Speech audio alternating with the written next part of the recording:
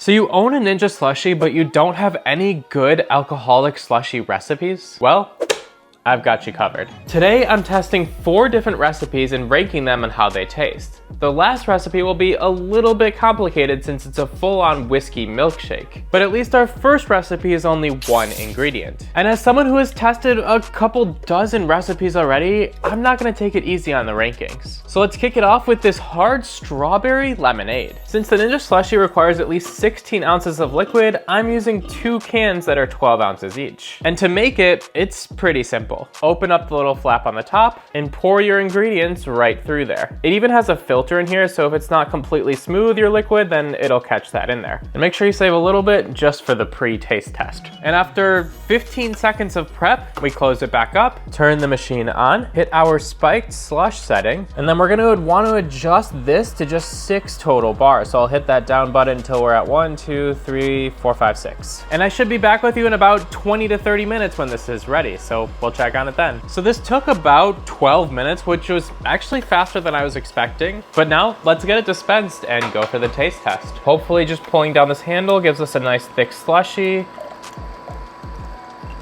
And honestly, it's a bit runny. Most slushies do come out much thicker than this, but it's somewhere between what I would call a thick slushie and a complete liquid. Anyways, let's do a taste test. Ooh, that's really good. The kind of alcohol taste of the Mike's Hard Lemonade basically disappears from this, and it does just taste like a strawberry lemonade slushie for the most part. And you can see the consistency is really just a mix. There is a nice layer of liquid that comes unfortunately still, but then you do have this kind of full slushy material taking up most of it. So taking in both the consistency and the flavor of this, I'm gonna give it a 7.5 out of 10. But because it was so easy, that's not so bad for a 1 ingredient slushie. Now, just in case you don't trust my taste buds, my brutally honest wife is gonna let you know her ratings at the end also and which one is her favorite. Our next recipe is gonna be the perfect brunch slushie, and it's only 2 ingredients. Can you guess what it is? That's right, we're making frozen mimosas. This recipe starts with just 1 1/4 cup of orange juice. Pour that in the same way. And of course, we're going a little heavier on the champagne, 1 3/4 cup. Gotta have more champagne than orange juice, unless it all spills on the counter. Now, hopefully this gives us a bit of a thicker texture and just as good of a flavor as we hoped. We're back on the spiked slush setting, and this time we're not adjusting the bars at all. And just like magic, you're about to see this transform. It's now about 30 minutes later, and this thing is looking nice and thick. Let's get it dispensed. Now, hopefully this one isn't too thick. I've definitely had that problem in the past. And you can see when it's a bit thicker, it dispenses quite a bit slower, but this one's not coming out too slowly. At least it'll be there at some point soon. Cue the 3 hours later. SpongeBob theme. And 30 minutes of dispensing later, here is our slushie, and the consistency on that is just absolutely perfect. By the way, no, it didn't take 30 minutes to actually dispense. It was probably like 2 minutes or so, but let's do our taste test.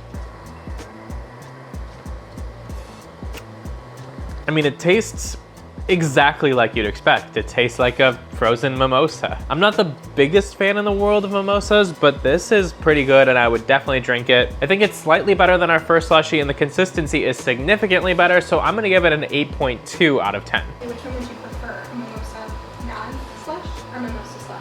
I think I would go with the slushed one. I really like the consistency and flavor of slushies that they bring. For recipe number 3, we are doubling the number of ingredients, but hopefully that means we're also doubling the flavor. If you like pina coladas, maybe cut that. This recipe starts with 1 3/4 cups of pineapple juice, 1/2 cup of coconut milk, 1/2 cup of spiced rum, and last up, 1/4 cup of simple syrup. Gotta give it that sweetness. It looks absolutely terrible in our slushie right now. But once again, let's go for the spiked slush setting. And we're turning this all the way up to 10 bars here. And I'm expecting this to take another 30 minutes like the last one. It's now time, and I cannot wait to taste test this one. Let's get it dispensed. This one looks like it's gonna pour a little bit faster, maybe.